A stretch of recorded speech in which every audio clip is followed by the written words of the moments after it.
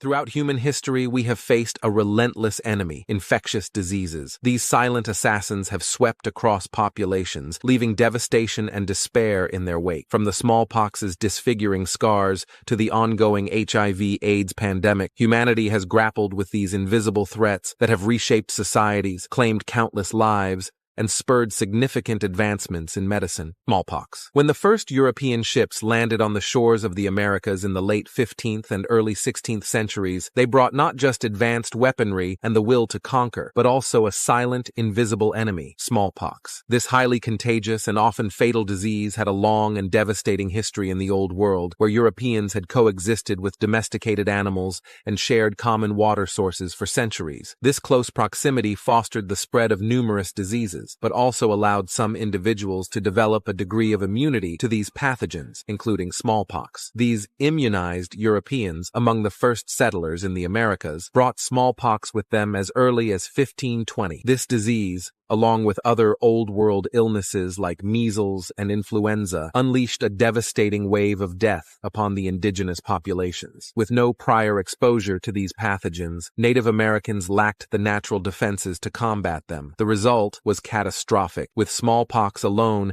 estimated to have killed nearly 90 of the Native American population. This was a far greater toll than the direct casualties inflicted by European warfare. Smallpox wasn't just deadly, it was also a cruel disfigurer. The virus ravaged the body, leaving its victims covered in oozing sores. In a desperate attempt to combat the disease, those who had survived smallpox, now immune themselves, were often called upon to care for the sick. These caregivers employed a range of treatments, including herbal remedies, bloodletting, and even the bizarre practice of exposing patients to red objects. A far more effective approach emerged in the form of inoculation, also known as variolation. This practice involved taking puce or powdered scabs from individuals with a mild case of smallpox and inserting them into the skin or nose of healthy people. The process induced a controlled infection that usually resulted in a milder illness, granting the recipient immunity to future outbreaks. Although some individuals died from the practice, the mortality rate was significantly lower than that of naturally contracted smallpox. Through centuries of continued efforts,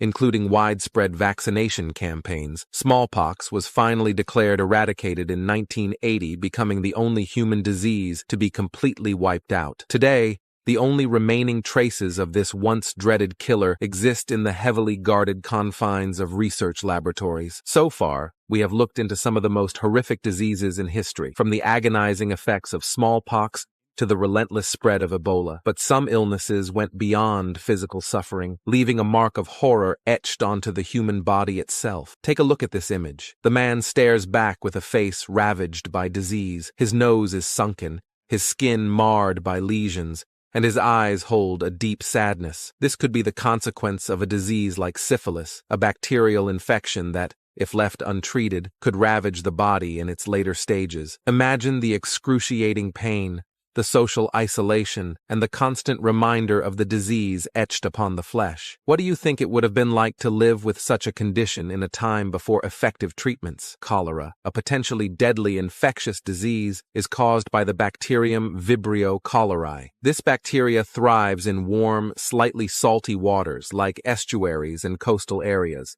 People become infected by ingesting contaminated food or water, often through raw or undercooked shellfish. The culprit behind cholera's devastating effects is a toxin produced by the bacteria. This toxin wreaks havoc on the intestines, causing them to release excessive amounts of water, leading to severe diarrhea and rapid dehydration due to electrolyte and fluid loss. A single episode of diarrhea can cause 1 million-fold increase in the bacteria's presence in the environment. One of the earliest documented cholera outbreaks comes from the writings of Gaspar Correa, a Portuguese historian. In his book, Legendary India, he vividly described a devastating disease that swept through the Ganges Delta in the spring of 1543. This disease, referred to as Morixi by the locals, claimed lives within 8 hours of symptom onset and boasted such a high fatality rate that communities struggled to bury the dead. Over the following centuries, Numerous reports of cholera outbreaks emerged along the west coast of India, documented by Portuguese, Dutch, French, and British observers. The first full-blown cholera pandemic occurred in 1817, and it was caused by contaminated rice in Jessore, India. Fueled by established European trade routes, the disease quickly spread throughout most of India, modern-day Myanmar, and Sri Lanka. By 1820, cholera's relentless march had reached the Philippines and Thailand, Indonesia, where it claimed over 100,000 lives on the island of Java alone. From Southeast Asia, infected individuals on ships carried the disease further, introducing it to China in 1820 and Japan 2 years later. Cholera's reach extended beyond Asia. In 1821, British troops stationed in India transported the disease to Oman, from where it eventually found its way into the Persian Gulf region. Europe wasn't spared either, with outbreaks reaching modern-day Turkey, Syria, and southern Russia. This first pandemic finally subsided after 6 years, likely due to the harsh winter of 1823 to 1824, which may have significantly reduced the bacteria's survival rate in water sources. However, cholera's grip on humanity wasn't over. Subsequent pandemics emerged in Africa and the Americas. Even today, this disease continues to cast a shadow, with an estimated 4 million cases and over 100,000 deaths reported annually. Leprosy. Leprosy often conjures images of a disease confined to the dusty pages of history books. This is true because the earliest evidence of the disease is found in a 4,000-year-old skeleton unearthed in India. In addition to this, references to leprosy appear in the Bible and other major religious texts, solidifying its place as a disease that has touched humanity for millennia. However, leprosy is not solely a relic of the past. It remains a very real concern, with approximately 200,000 new cases diagnosed annually. Much of our modern understanding of leprosy stems from its prevalence in medieval Europe. While the disease likely originated in the Indian subcontinent, by the 13th century, Europe was grappling with a staggering number of cases, with estimates suggesting the existence of 19,000 leprosy hospitals across the continent. It's believed that trade routes and the movement of armies played a significant role in the disease's spread westward. One of the most well-known figures associated with leprosy during this period was Baldwin, the fourth king of Jerusalem in the 12th century. Left untreated, leprosy can cause significant damage to the body. Before effective treatments were discovered, the disease could lead to severe disfigurement. Infection can wreak havoc on the nerves, respiratory tract, skin, and eyes. Nerve damage can lead to a loss of sensation, particularly pain, which can result in the loss of extremities due to repeated injuries or infections that go unnoticed.